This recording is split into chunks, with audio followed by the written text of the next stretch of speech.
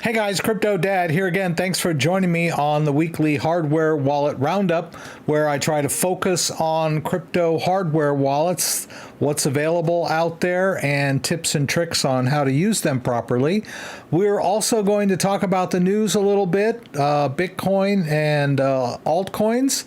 There's been a lot of activity on the Solana blockchain in regards to meme coins, so I'm going to cover a little bit on that and how to secure your Solana wallets. Also, I noticed that there was a wormhole airdrop that just hit today, I think, so I might try to see if I qualify for that. But I will also talk about airdrops in general and how you should approach them.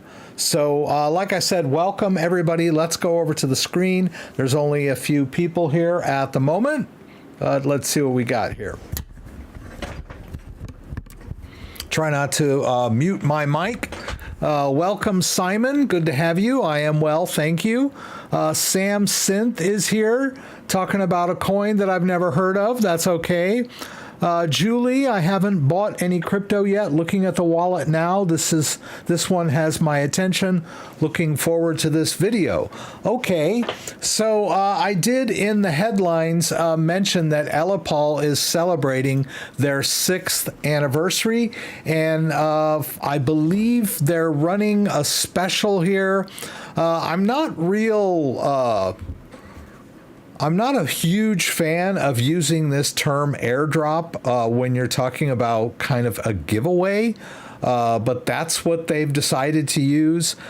Maybe it will be tokens, so I guess if it's a token, it might, fit the definition of an airdrop. But basically, I guess what they're saying is if you make a purchase during this limited time offer, you might qualify for a $600 airdrop. They don't really go into a whole lot of detail about what that will entail, if that means it's going to come into your wallet or your payment method, if they're going to use PayPal or Venmo or what. I don't know. Maybe if we click here, yeah, they really don't give us a whole lot of information about what this airdrop is or will be. But they are a decent wallet. I've done several videos on how to use the Elipal. Let's check here. If we go over here, if we go to my content, let's see, Elipal. Yeah, so I mean, I think the latest one was probably from November of 23, their new Titan 2.0, and I have one here. So it's a pretty detailed walkthrough of basically unboxing it, backing it up, setting it up, funding it, bringing Bitcoin in and out, Matic in and out, Stellar in and out. So I try to give an overview of doing real transactions in the wallet when I do setup videos. So if you're interested in the Elipal, you might want to check it out. Now, I will also add that the Elipal is an air-gapped wallet. So it's not what I would recommend for a newcomer. I think that the trap that a lot of people fall into with crypto is that they hear all this stuff about people getting hacked and getting their funds stolen, and so they approach a crypto wallet with this paranoia, and they try to get what they feel is the most secure wallet possible. And there's nothing wrong with that. There's nothing wrong with prioritizing security in a hardware wallet. The problem arises when you prioritize security above every other consideration. And one of those considerations should be ease of use. So if you have never used a cryptocurrency hardware wallet, it might not be the best strategy to look for the most secure wallet out there. And I'll give you an example. ColdCard is considered the most secure solution out there, but it is not for the faint of heart. It's not an easy wallet to use. It's quite difficult to use. They focus on security and being open source, but I've had a lot of people tell me that they just can't figure out how to use it. And that's one thing. Above and beyond the fact that you may not even be able to figure out how to use the wallet is the danger of actually losing crypto because you have done something wrong. You screwed something up. You lost your seed phrase. You didn't write your seed phrase down correctly. You wiped your device and you can't find your seed phrase, or you transferred crypto to an address where you can't recover it. There's all kinds of mistakes that newcomers can make. And I'm not even talking about hacks or scammers or phishing emails or anything of that sort. I'm just talking about a user that doesn't understand how to use a crypto wallet, screwing something up and losing access to their crypto. Believe me, I've heard this story hundreds of times. I've been doing this channel since 2017. So Elipal is a great wallet for air-gapped solutions. Another good one is the Keystone 3 Pro, which is the close competitor to the Ellipal wallet. They're both air-gapped solutions, and Keystone has recently dropped their Bitcoin-only firmware, which is kind of cool. They had like a link to that, but I can't find it right now. Bitcoin only. Yeah. Okay, of course I can't find it while I'm live. It always happens. But they had kind of a landing page for their Bitcoin only firmware, which I thought was pretty cool. Let's see if I can get back to there. If I can get back. Why is it just products? Come on, guys. Give me a break here. Ugh, seriously? Let's just go to Keystone. Can we just go to Keystone without the products? Okay. Where is, like, their other stuff? They should have... Okay. All right. I give up. They have a link on their website for their firmware. Oh, it's in shop. Okay, that's what it is. Okay. I get it. I see what I've done. Keystone 1, that's what I'm looking for. There we go. Okay, now I got all this stuff. Let's see, firmware. Okay. Yeah, so it's still not the page I'm looking for, but hey, well. So, I'm still, I know everyone's here. They want to know about hardware wallets, and I will be happy to answer your questions about different hardware wallets, but I am trying to qualify this whole discussion by letting you know that a lot of these air-gapped solutions are a little beyond the capacity of the normal human being that has never used a crypto wallet before. Crypto is not easy. When I first got into it back in 2013, it took me a couple of months of research to finally kind of wrap my head around what this was all about and how it worked and how to use wallets. And so for someone just coming in cold and thinking, oh, I want to put my crypto in my own wallet and focusing only on security, you might stumble into a wallet that's too difficult for you to use. I don't mean to insult anyone's intelligence, but this stuff is not easy. right? If you're looking for a very easy to use crypto wallet to dip your toe in the waters, I would highly recommend a Tangem Wallet. The Tangem Wallet is very easy to use. It's not quite as flexible as some of the other wallets. It's not air-gapped, but it is a very simple and easy, unique solution to crypto management that anyone can just pick up and use right away. You might not want to be storing like 10 Bitcoins in a Tangem wallet for long term, but working amounts of crypto is a great way to get started. And the Tangem wallet is a really easy way to manage crypto. Very simple to use. And then the next tier beyond the ease of the Tangem would be the Ledger, which is the #1 crypto wallet out there.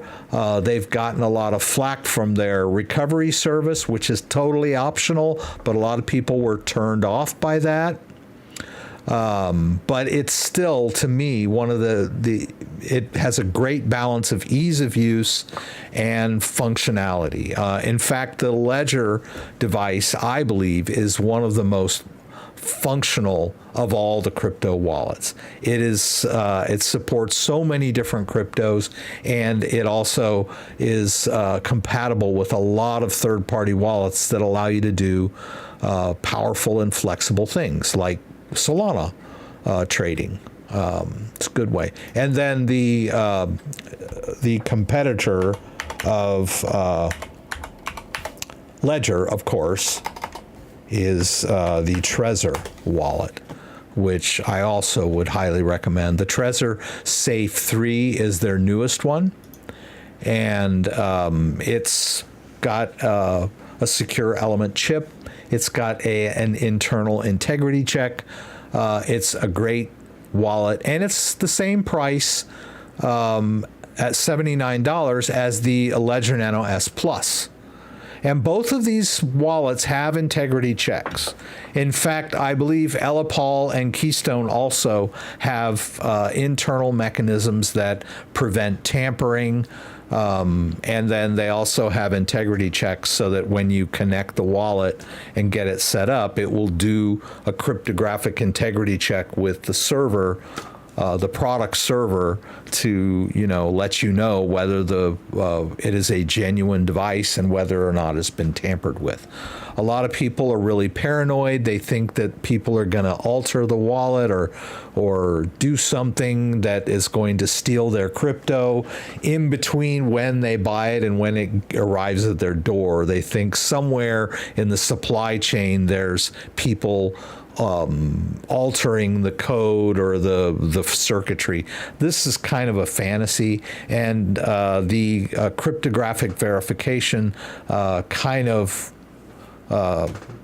makes that a moot point, right? Because even if someone had tampered with it, you would know right away when it does the cryptographic test. So it's really not prevalent in the hardware wallet industry. A lot of people think it is, but it's not. What is most prevalent is a scammer trying to trick you into revealing your seed phrase.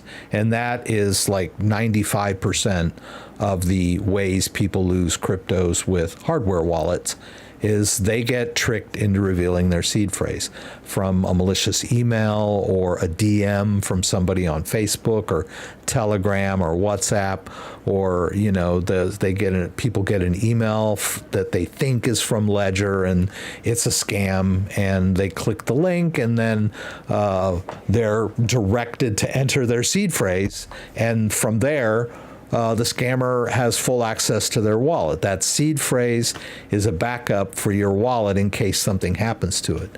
But if anyone else gets a hold of it, they have full access to all your crypto. Well, this is stuff that I've been over and over again many times, but I just wanted to, because Julie came in and was considering buying a wallet, so I wanted to kind of quickly go over all of the the major options for crypto wallets. And, like I said, Elipal and Keystone are the #1 air-gapped wallets, very high-quality products. And then you've got Ledger, you have Tangem, Ledger, and Trezor as your other alternatives. And I believe I have links to all of those in my description down below. So I got a link for Coinbase, Ledger, Trezor, Safe 3 and Trezor T, the Tangem, and I have a checkout code for Tangem and also for Elipal. Both of them are CryptoDad's, so you might want to check those out. I don't know if the discounts are still active or not, but always give it a shot. You might end up with well, Tangem always gives you a discount with my CryptoDad checkout. So if you go and buy a Tangem, this CryptoDad is always good. See, like the regular price is $69. If you paste in CryptoDad in all caps and hit that little white arrow, it's going to discount the wallet for you. And the good people over at Tangem have told me that that's going to be there forever. Good, very nice people over there. Been working with them for a while. Let's see here. Trying to decide on Keystone 3 or CoinKite MK4. Strictly BTC. Yeah. So if all you're hodling is Bitcoin, Jay Quizon, if all you want to store is Bitcoin and you're pretty determined, then I would recommend the Bitcoin-only firmware on the Keystone 3 Pro. It's got a very low attack surface. And then, I was talking about ColdCard. It's one of the premier secure solutions for Bitcoin only. And ColdCard is a Bitcoin only wallet, right? It's not compatible with anything else, right? But so, yeah, if that's what you're looking to do, long-term Bitcoin, then ColdCard, Elipal, or Keystone would be your choices there. I also want to throw this out there. There's no reason why you have to only have one crypto hardware wallet. I mean, I've been doing this for a while. I've done a lot of demos. I have a lot of crypto wallets laying around. But if you're hodling hundreds, if not thousands of dollars worth of crypto, if you've got a little toolbox for fixing up the house, you don't want just a hammer in there, right? You should have hammer, pliers, screwdrivers. You should have more than just one tool in your toolbox if you want to be a handyman around your house. The same goes for crypto. Don't think like you have to decide on just one wallet and then stick with that and put everything in that wallet. Right? Free up your mindset a little bit. You might want to spread your assets out a little more rather than having them all in one wallet. And, you could buy more than one ledger device and, if you want to split up your assets. But I highly recommend getting more than one crypto wallet. Don't limit your thought process to, I have to decide the only wallet that's right for me and buy that. And, be more flexible, right? I would recommend maybe a Ledger, a Trezor, and a Tangem. And if you're into the heavy stuff, then maybe get one of these like the ColdCard or the Keystone for your long-term Bitcoin, but for your like day-to-day stuff, you might want to have a Tangem, and then for your flexibility, you might want to have a Ledger, right? So you can work, so you're able to do whatever you want to do, because you might hear about a coin and then you're like, I bought a ColdCard, but I can only store Bitcoin in there. But somebody told me Solana's a good coin, but I can't put it in this. So get a Tangem. Put a little.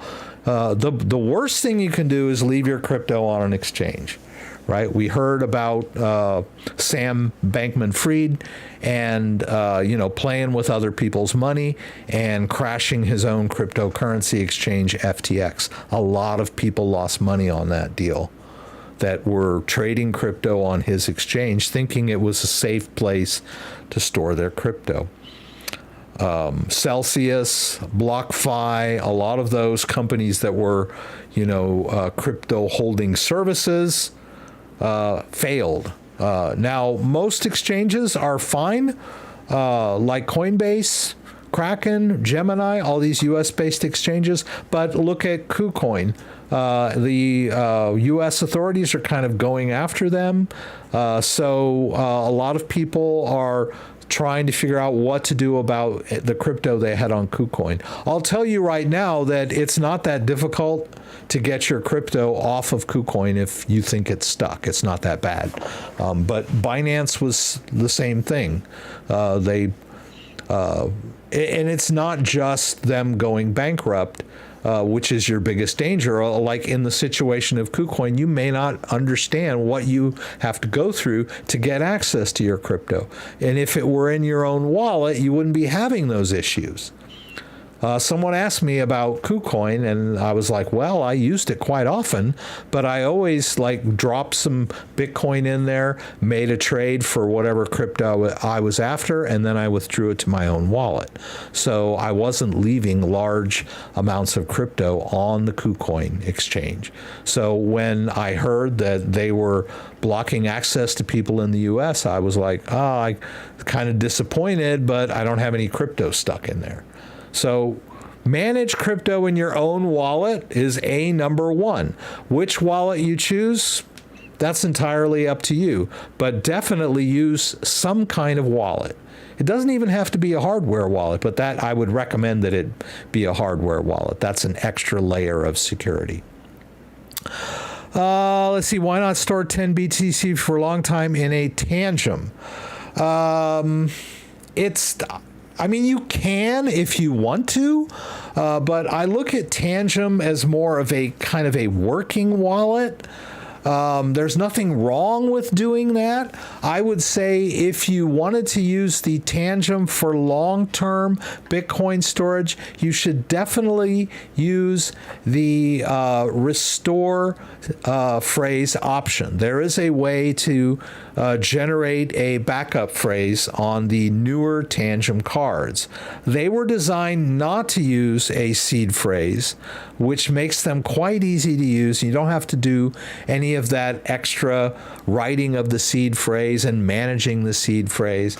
So if you do want to put 10 Bitcoin in your Tangem, it's fine if you want to do that. It's not really the platform that I would recommend for that kind of long-term storage, just because it's not as secure and flexible as, and I don't mean that it's not a secure wallet, I'm just saying that that's not really what it was designed to do. It was designed to be a day-to-day kind of holding wallet that makes crypto easy for people. If you've got 10 Bitcoin, then, I don't know. You really don't have too many problems in life if you've got 10 Bitcoin. But I don't know that I would want to. If I had 10 Bitcoin, I wouldn't be sticking all of that into one wallet anyway. But that's just me. Let's see. Learn how to use the wallets, the price. Why not? Okay, for sure.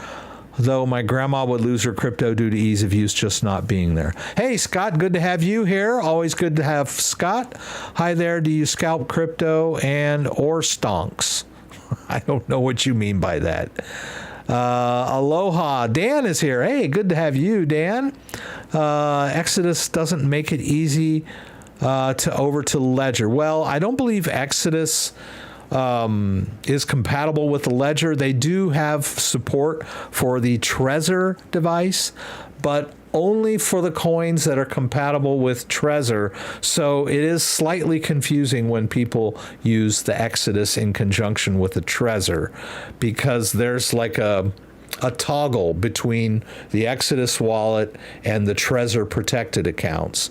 And you might have a bunch of cryptos in your Exodus wallet that are not supported on the Trezor, and you can't put those in there. So it's a little dicey when it comes to Exodus. Pardon me. Is it possible to withdraw from other than ERC20 network? KuCoin has disabled this for AGIX unless I'm looking in the wrong place. It depends. Like KuCoin used to be, one of the reasons that I really liked KuCoin was that it had a lot of withdrawal network options. So I don't know that I can show you too much because I don't think I have anything in, or do I? I think I moved this out. Yeah, I moved that out earlier. So, for example, if you were making a withdrawal of US dollar coin from Binance US, see this little network tab here? It gives you lots of options. KuCoin used to be that way, but it depends on the situation. Sometimes they might have had 3 or 4 network options, but then certain times you would go in and some of them would be disabled for whatever reason, or under maintenance or something like that. So it might be with your coin there, AGIX, on KuCoin. Let's see if they have AGIX here. Whoops. I guess they don't have it on... they don't support it on Binance US. But I know that AGIX is compatible with Cardano. Whoops. Oh, that's it. Okay. Yeah, so it's available on the Cardano or the Sora network. I'm not familiar with Sora, but I did know that AGIX had a Cardano version. But I'm guessing what you're saying is that they're not giving you that option on KuCoin anymore. And unfortunately, at this point, I believe if you're in the US, you can only withdraw from KuCoin. You can't trade or make deposits or make fiat withdrawals. You have to withdraw your crypto directly. So in this case, you're probably going to have to bite the bullet and withdraw it from KuCoin as ERC20 and pay those high Ethereum fees. However, I think if you were to drop it into your Coinbase account, you might be able to... oh, they don't even have it. Okay. Yeah, it's kind of an obscure crypto. It kind of sucks, you know. You hear about a crypto, you hear it's going to be really big and whatever, but it's not available on mainstream exchanges, and it's a little esoteric. You got to find a special wallet for it and everything, and then sometimes they won't let you withdraw it on the network that you want to use and whatever. That's why newcomers, I would recommend the mainstream like Bitcoin, Ethereum, it's something in the top 10 or 20, because the lower coins might do a moon for you. You might make a lot of money. That's possible. It could happen. It might not happen.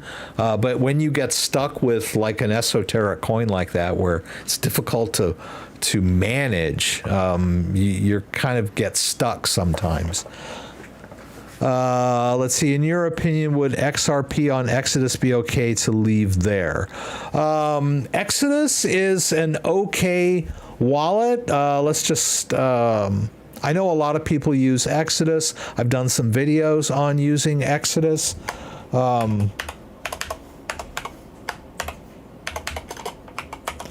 I think, if I'm not mistaken, that you can store XRP in Exodus using your Trezor device. As you can see here, this is the Exodus part of the wallet. Not really using this wallet right now, but The Exodus part has support for a whole bunch of different cryptos. But if you flip over to the Trezor section, this is like connected my Trezor, then it doesn't support any of these others. I don't know why they're showing up. But if you try to, let's say, drop Tron in there,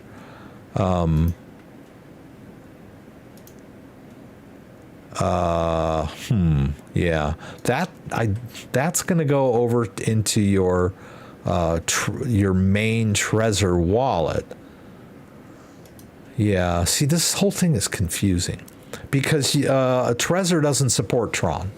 So you can only put things in the Trezor side that are supported on the Trezor device, and XRP is one of them. Maybe we can take a look at Trezor Suite. So, I mean, if you want to know what cryptos are supported in Trezor, just check out Trezor Suite. It'll tell you. Hopefully this is going to come up for me. Never give away your 24 words. Sage advice, Dan. Yeah, XRP is compatible with Trezor. So if you're using Exodus with a Trezor, you can store your XRP there. If you're not using a hardware wallet and you're just using Exodus as a standalone wallet, it's better than keeping it on the exchange.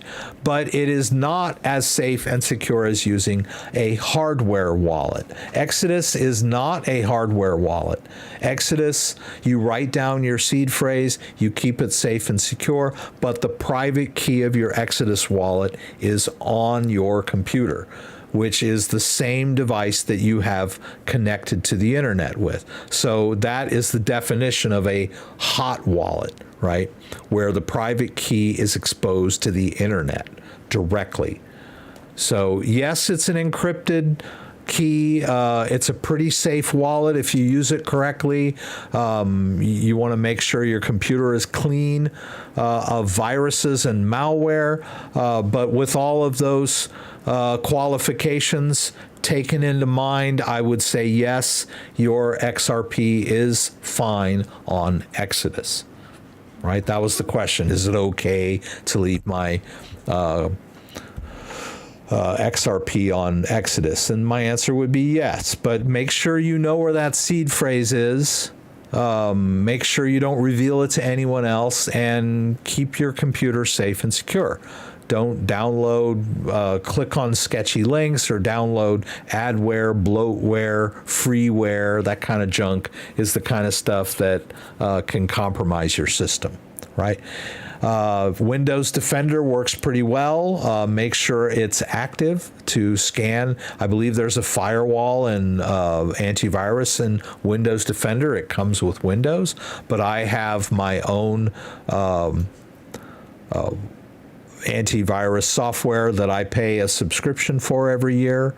I like ESET, and I also have Malwarebytes, anti-malware on here as well.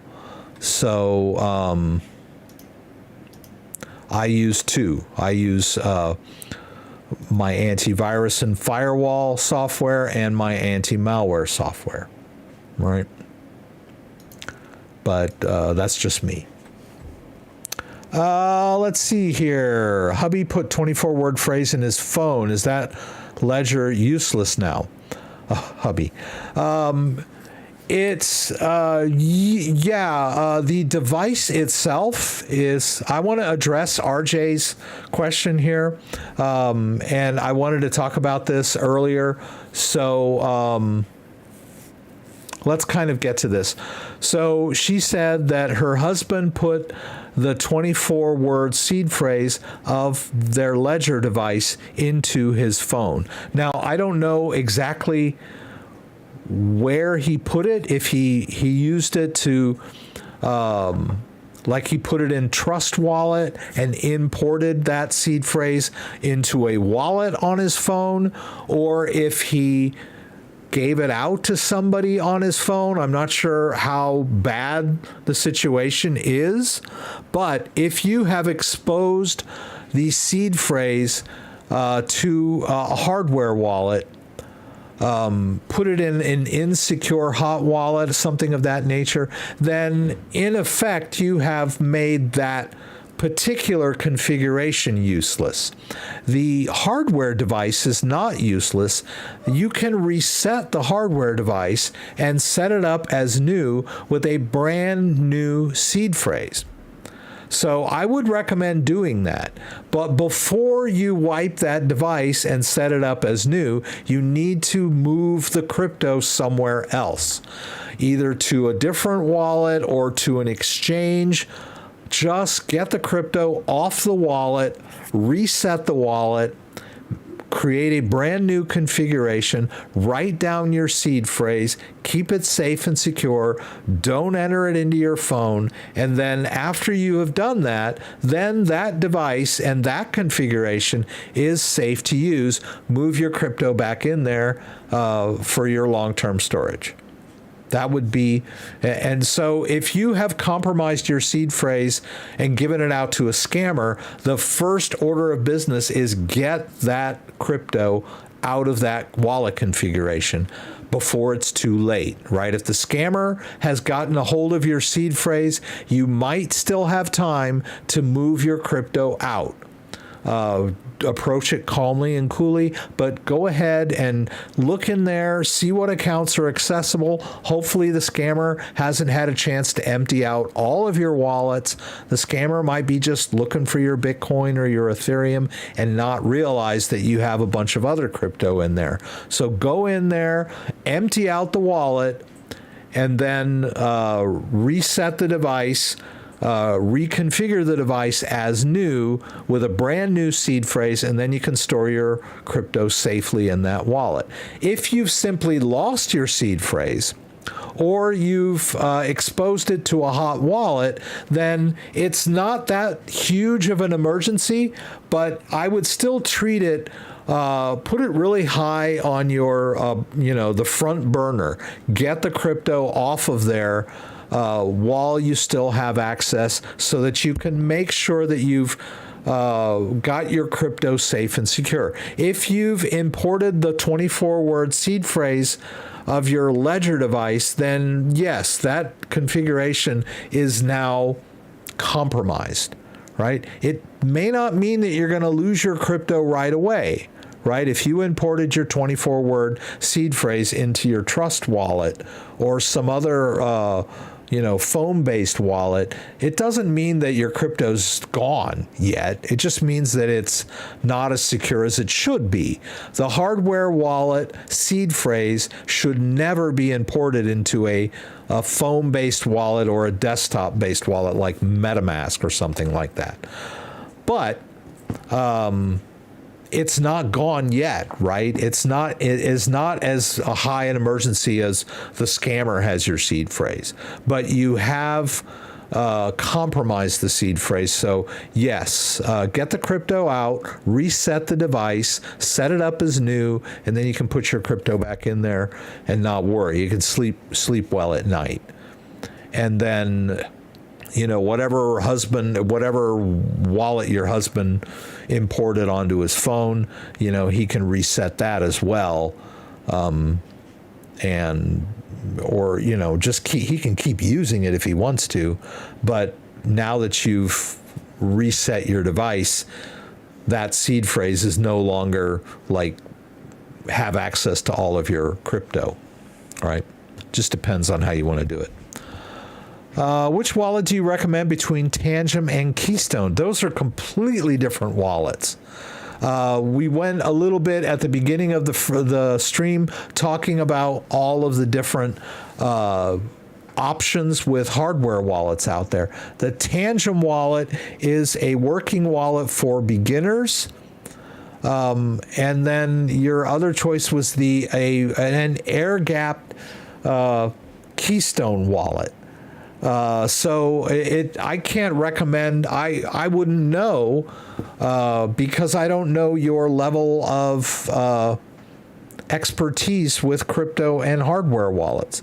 If you've been doing crypto for 10 years and you've used countless different wallets, then sure, use a Keystone. It's safe, secure, and open source and all that great stuff. If you've never bought a crypto wallet in your life, and you don't know what you're doing, then go with a Tangem, right? But it's like comparing apples to oranges to ask me, what should you use, a Tangem or a Keystone, right? It's completely dependent on your level of expertise. My question is, I forgot my password for my Theta wallet, and when talking to my Theta rep, he wanted me to put in my 24-word seed phrase to recover my Theta, which I declined to do. Is this the steps? Feb Sign, thank you for your question. I really appreciate that. The Theta wallet can be accessed, and you said for your Ledger wallet. So the Theta wallet, let's go here. Yeah. So the Theta wallet, it doesn't need a password. You can just connect your Ledger, unless you have a standalone Theta wallet that you set up with a private key or a mnemonic. In that case, you do need that password to access your existing wallet. But if you have the key store, I think the key store needs the password. But you should have also written down 12 words somewhere.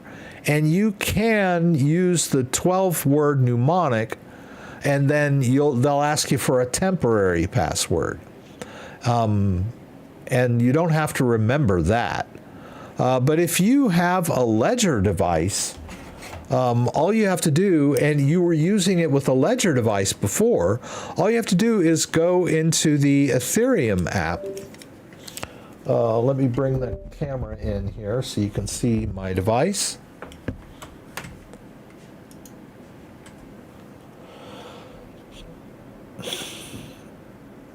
Connect your device to your computer. Whoops, went the wrong direction there. Get into your Ethereum app. Let me see if I can get this better. Right, go into the Ethereum app and connect with Ledger. Now you will need to make sure you use the right derivation path. If the Ethereum Ledger Live is the most common one. These older ones, I don't know that anyone uses them because a modern Ethereum wallet that you set up on your Ledger is going to be the more recent one, unless you have a Ledger that you set up back in 2016 or 17.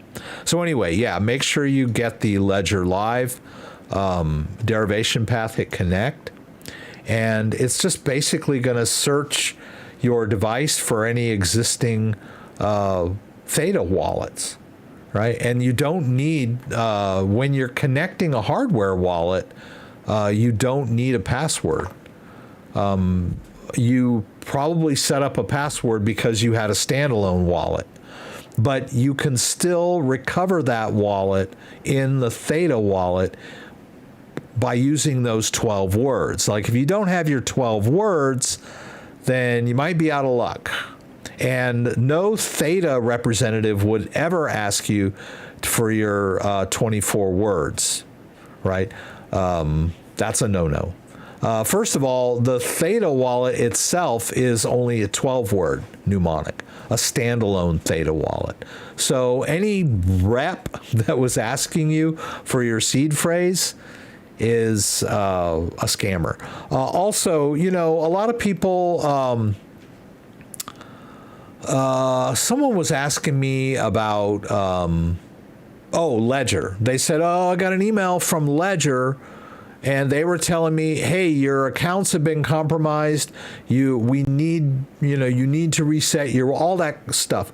And I was like, Ledger would never contact you and tell you that your accounts were at risk.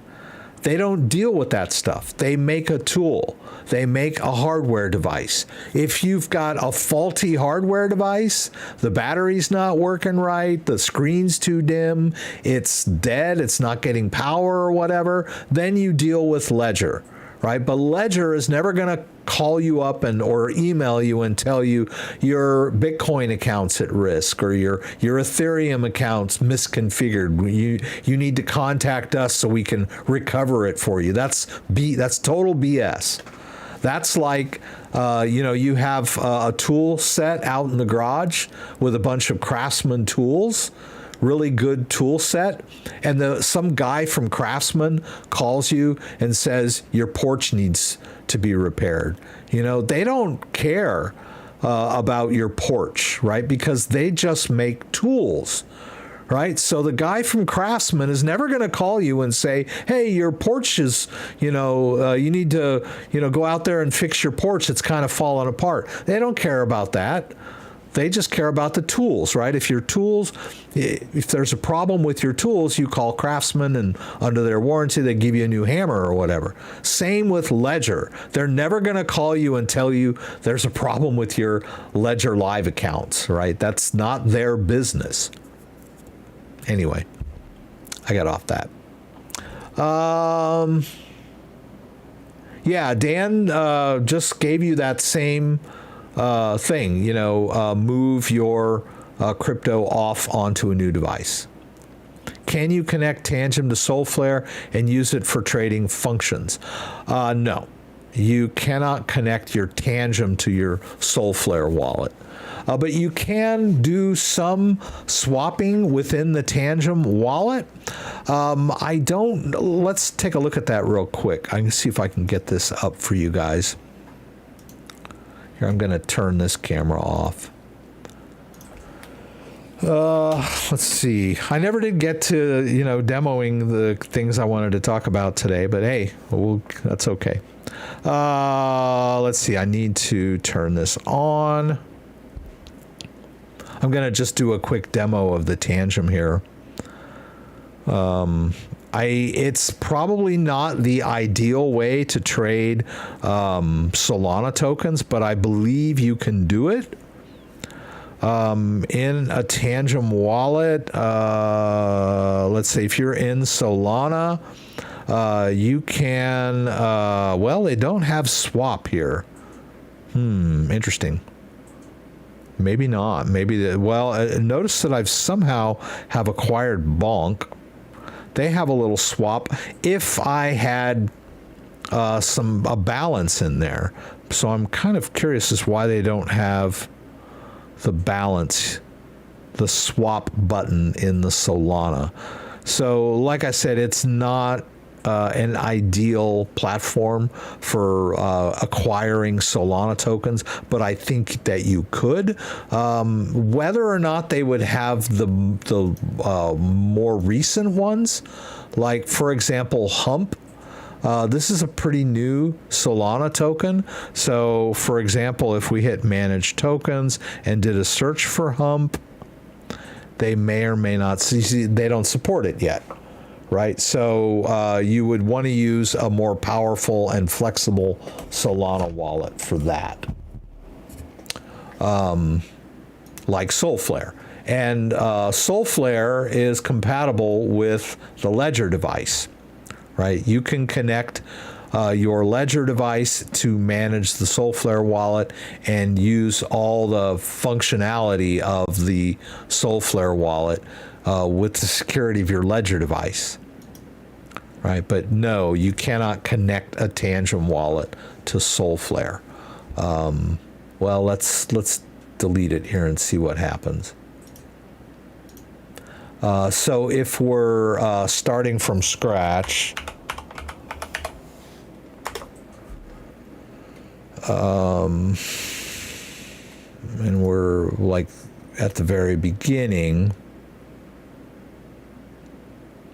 All right, so the first thing they're going to say is, okay, you can set up a new wallet with a seed phrase, which would be a standalone hot wallet in your browser, which is, you can use that, but it's not as secure as hardware wallets. And the only two hardware wallets that Solflare works with are Ledger or Keystone. I don't really care for using Keystone on my desktop because it needs access to my webcam, and I've got 5 different webcams, and it always gets confused, and it never works right for me. I think maybe if I were using it on a laptop, I might be able to use the Keystone, but the Ledger is really easy to connect. You know, you just connect your Ledger device, you get into the Solana app. Let's get out of this. Whoops. Sorry. Let's get out of this. Let's go over to our Solana app. Right. And you saw me just delete it, right? But all of the information is contained on my device. And see, it's asking me for a new password. So the device will override any old password that you may have had in there. When you delete the wallet, you can always set up a new wallet. So like if you forget the password for your Solana wallet, you can just delete the app or the extension from your browser and start over, because it's based on your Ledger device. You'll never get locked out of your Solana when you've got a Ledger device managing it. It takes it a couple minutes. Any news for Ledger stacks? Somebody in the live stream on Saturday said that Ledger told him they would be shipping in April. I didn't see any blog announcements or anything like that. This is taking forever.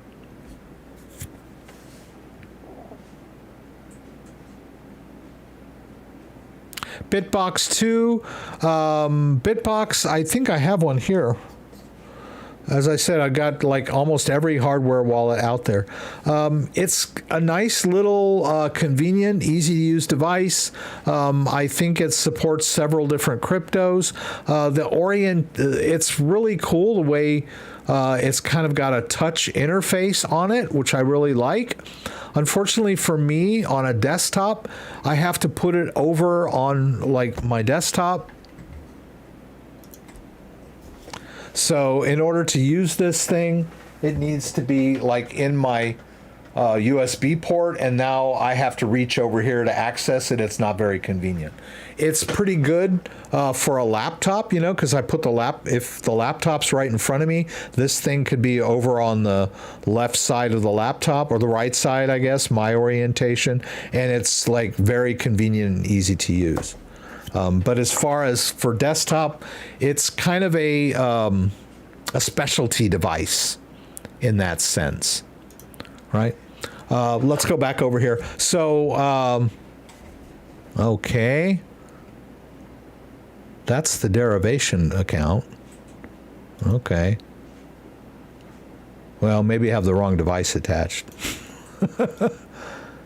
Okay.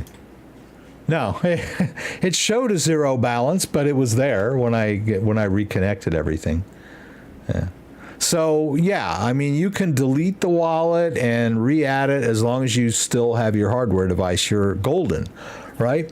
Now, and people go, well, don't I need a seed phrase for the Solflare wallet? No, you don't, because the Ledger device has its own seed phrase. So you don't need to write down a seed phrase for the Solana Solflare wallet because it relies on your Ledger device. So if something happens to the computer or the browser, or if you accidentally delete the extension like I just did on purpose, you can recreate the wallet by reconnecting your Ledger device. Easy peasy. And if you lose your Ledger device, then yes, you would need your seed phrase for your Ledger device. You would restore your Ledger with your 24-word seed phrase, and then you would reinstall the Solana app, and then boom, reconnect it to your wallet, and you're back. Everything's good. Okay, let's see. Can ledgers also have Sol altcoins like Render, Sol Chat, and Shadow Token? When you say ledger, do you mean Ledger Live or the device? Because Ledger Live does not support Solana tokens. Ledger Live only supports Solana itself. You can stake it, but you can only manage Solana. If you're talking about the device in conjunction with a third-party wallet, then yes, you can trade any Solana token using your Ledger device in conjunction with a third-party wallet. In this case, I'm using Solana, but it would also work with Phantom, and then Phantom and Solflare both work in the major dexes like Jupiter and Radium, right? So if I wanted to go to Jupiter,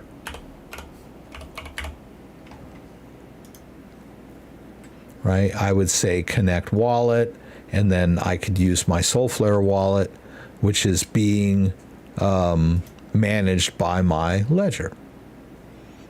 Right. You could also do that in Radium. It's not going to give me what I'm looking for here, is it? I have to do crypto. Oh, Dex, that'll do it.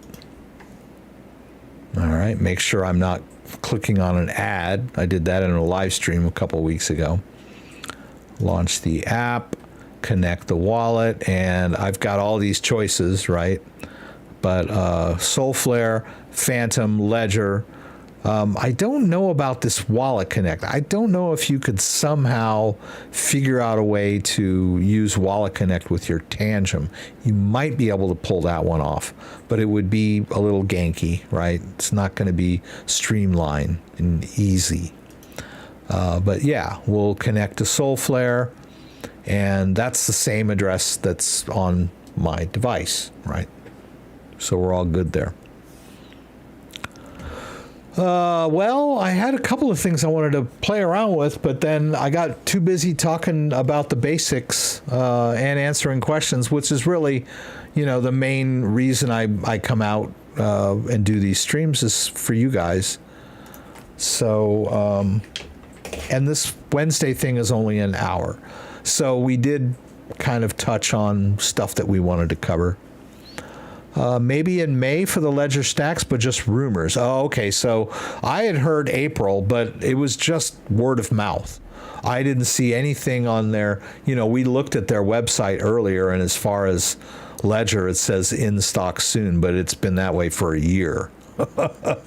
Said in stock soon for a year, right? So with no updates as far as on their blog or publicly or anything else. Someone told me that Ledger sent them an email telling them that the Ledger stacks would ship in April, but I didn't get that email, and I have one on order, so I take that with a grain of salt. So Juliam is saying that he heard May. Okay. Thank you for that info, and I left the Theta wallet so long when it dropped the penny status, but now it's going up. Good. I hope you're able to gain access to your Theta wallet. Best of luck. You can use a cable for the Bitbox on your desktop. Yes, that is true. I could get a USB extender.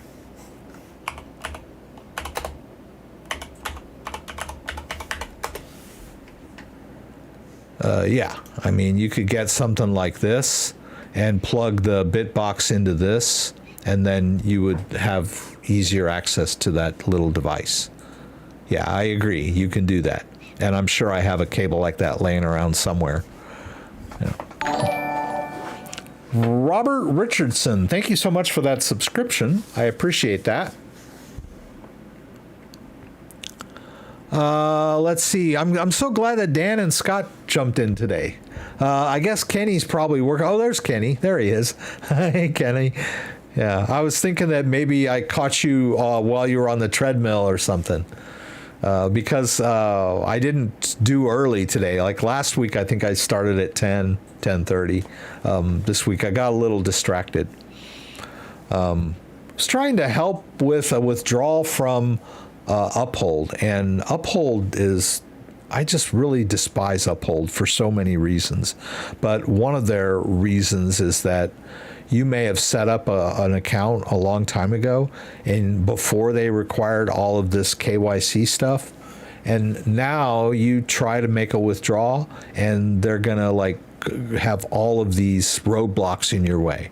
Oh, you need to provide ID, you need to provide your selfie, and and all of these are like, I tried it on the desktop and it failed, right, to find my webcam, and then, or there was no webcam, and then, so, okay, we tried it on the phone, and then the phone took the selfie, and then they came back with, oh, we couldn't verify your, I mean, it's just like, dude, seriously, it's my crypto. Just let me have it, But no, they got to like put you through all this stuff, and then in the end, you're locked out of your crypto because of their security procedures, right? We had talked about FTX. FTX went broke, went bankrupt, people lost their crypto. But you can have situations with Coinbase and Uphold or any other exchange where for whatever reason, they've locked you out of your account because they want more information from you.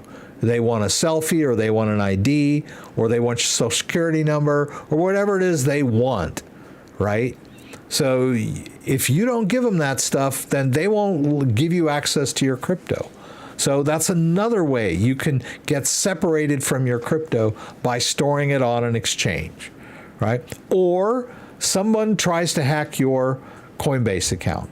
Or you forget your password and try to enter it one too many times, and then they lock up the account and you can't access it. I've heard more than one story about people that were locked out of their Coinbase account because Coinbase thought they were a hacker. And so they had to jump through all kinds of hoops because their account got locked, because they forgot their password, or they tried to log in from another location. Coinbase thought it looked sketchy and locked the account down. So please, guys, at the very least, keep your crypto in your own wallet, whether even if it's a hot wallet like Exodus or MetaMask or the standalone Theta wallet or whatever. If you can't afford a hardware wallet, or you don't want to figure out how to use it, at the very least, keep crypto in your own wallet, even if it's a hot wallet. But by all means, it is much better to keep crypto in a hardware-based wallet. Doesn't have to necessarily be a Ledger or a Trezor. It can be a Tangem. It can be a Keystone, a ColdCard, an Elipal, depending on your level of experience. Make the right choice based on what's right for you. Don't just go, all out on, I want the most secure wallet out there, because you could end up losing your crypto. Let's see here. Let's see. Yeah, no Stacks news. I'm confirmed, but maybe Keystone because it's integrated in MetaMask, right? Yeah, you can use the Keystone with MetaMask, but like I mentioned, if you're using MetaMask on your desktop and you want to use the Keystone wallet, then it's going to need access to your webcam, and for me, that's always been kind of sketchy. Like sometimes your web browser has got some kind of privacy on there that blocks access to the webcam, and even if you figure out how to give the web browser access to your webcam, it can still be sketchy if your webcam doesn't work right. There's just all kinds of crazy things that need to all come together to use the Keystone with MetaMask. MetaMask is much easier to use with a Ledger or a Trezor. But technically, yes, MetaMask does support, let's go back to Ethereum here. MetaMask does support, if we go to add account or hardware, you can use the Keystone with, I guess, this one, right? QR based. Also, yeah, you've got the Keystone. They'll give you all the information on how you do that. But the foam-based version of MetaMask also supports the Keystone device as well, if you're a foam-based person, right? But yeah, the Keystone is a good, safe, secure, open source wallet. Not the easiest wallet to use. Gotta just put that out there. You really need to know what you're doing with those. Hardware wallet is basically a smart card with a screen and buttons, in a way, sort of. Each one is a little different in the way it implements the private key. But you could think of it like that if you want to. All right, I'm going to sign out, guys. I want to thank everyone for being here. Thank you, everyone that asked questions. I hope I was able to answer them sufficiently. Thank you for all the new subscribers. I want to thank Kenny for being here and for the news, as always. I'd like to thank Scott for dropping by, and Dan, thank you for being here and answering questions. Always nice to have you here in the live stream helping out. It really makes a difference because sometimes I'll miss a question and somebody gets frustrated, and Dan's always there to jump in and help them out. So I appreciate that. Rex, any chance of doing an XRP AMM tutorial using Orchestra Finance? I've used your videos as a guide to buying and selling crypto for years. Appreciate the work. I'll consider that. I haven't used Orchestra Finance at all, so I would have to do some research on that. But thank you for that suggestion. I appreciate it. I will be here on Saturday, 6 p.m. Eastern Standard Time. Join me for the live stream from Michigan, where you can throw out questions and I'll do my best to get them answered. If you like this video, give me a thumbs up. If you'd like to subscribe to my channel, I would appreciate it. When you subscribe, there's a little bell that you can click that will allow you to be alerted whenever I post new content. Once again, thanks for joining me and hope to see you again.